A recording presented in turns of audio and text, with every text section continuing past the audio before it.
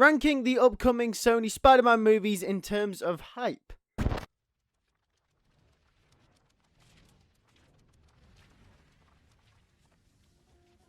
Yo, what is going on, you guys? Welcome back to a brand new video. In today's video, we're going to be doing something a little different and ranking the Sony Spider-Man movies in terms of hype and what I'm most excited to see from each and every one of those movies that are coming out. Now, note this list will be the live action list and will not include Across the Spider-Verse because that is a obvious number one based off what we got in Into the Spider-Verse. And I mean, come on, it's Across the Spider-Verse. Of course, it would shatter every other movie on this list. But if you are new around to the channel and enjoy all types of Spider-Man content, then make sure to hit that subscribe button and also make sure to hit the bell so you do not miss another video as soon as it comes out on the channel. We cover all things from the news, from the games and movies and the shows. We also do fan fictions and occasionally videos like this. But with that being said, let's get straight into the list. One thing I do want to point out before we do get into the list though is that all of these movies are confirmed. None of these are rumored, like Spider-Woman, which is a rumored movie that is not confirmed to be happening, but it is a rumor. All of these are confirmed. So let's get into the list. Coming in at number 5 is El Muerto. Now, the only reason why this is at number 5 at my list and why it generates the least amount of hype is because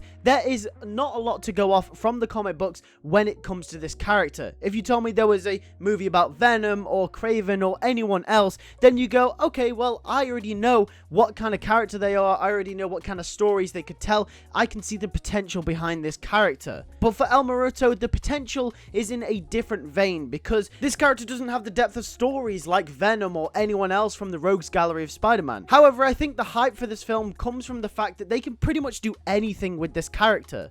And since this character has barely even been touched by the comic books, this adaptation could bring something very new to the table for this character. But since we're all pretty much in the dark with what this movie will be about and how they'll even go about making it, it is unfortunately at number 5 on my list. Number 4, and I know a lot of you will be very, very surprised to see this, but Kraven the Hunter. Yes, the movie about Kraven himself that's just right around the corner is it 4th on my list. And the reason for that, I'm thinking if any other Spider-Man villain got a movie about themselves, I think Kraven is one of those ones that, yes, you could theoretically make a movie about him and it's quite easy to do so. I just don't think he's as interesting as a character as someone like Venom, which is now going to be completing his trilogy within the next couple of years. I think Kraven is one of those Spider-Man villains that works as an antagonist in a Spider-Man movie. Or at least that's where I think he's most interesting as a character. Although the movie hasn't come out yet, so we can't really judge, hey, this movie might end up being really, really amazing. But at this time, in my opinion, the hype that I have generated for this movie is a lot less than others. Also, some stuff and some of the leaks that have come out about this movie as well don't seem to even really be that interesting anyway.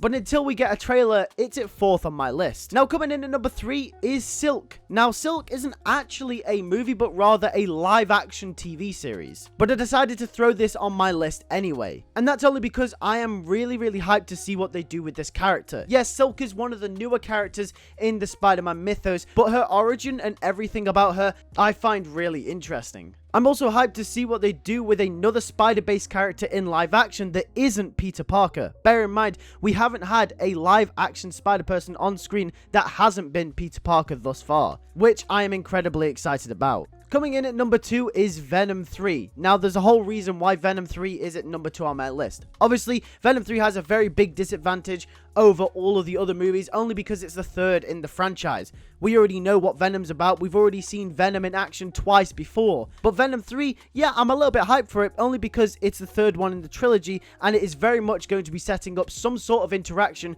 with Spider-Man. Or at least if all the rumors are true, that's the direction that it seems to be going in. And even though the Venom films are not up to scratch, at least in terms of quality, they do at least embrace their wacky nature, which makes them a lot of fun to watch. At least in comparison to something like Morbius, that's all I'll say.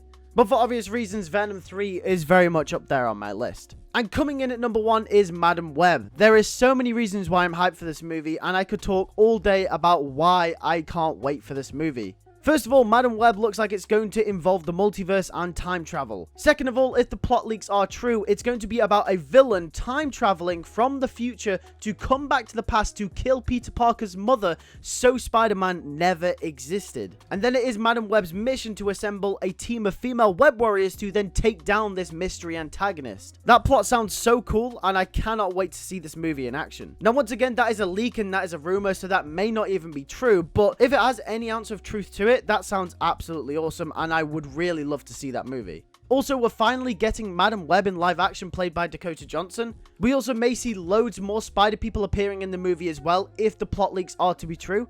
In which, going back to my point about Silk as well, this will be the first time that we see another Spider-based person that isn't Peter Parker on the big screen, which I cannot wait for. I just can't wait to see how they handle those characters. So yeah, that is it for my list of my top 5 Sony-based Spider-Man spin-off movies. Let me know in the comment section down below, what is your list? I want to know what your list is in terms of hype. What are you most hyped for and why? But if you did enjoy this video, make sure to like on it, and also make sure to subscribe if you are new to not miss any more Spider-Man videos. Also make sure to hit the bell so you can stay up to date with all types of Spider-Man news. And with that being said, I'll see you guys in the next one. Take care and peace.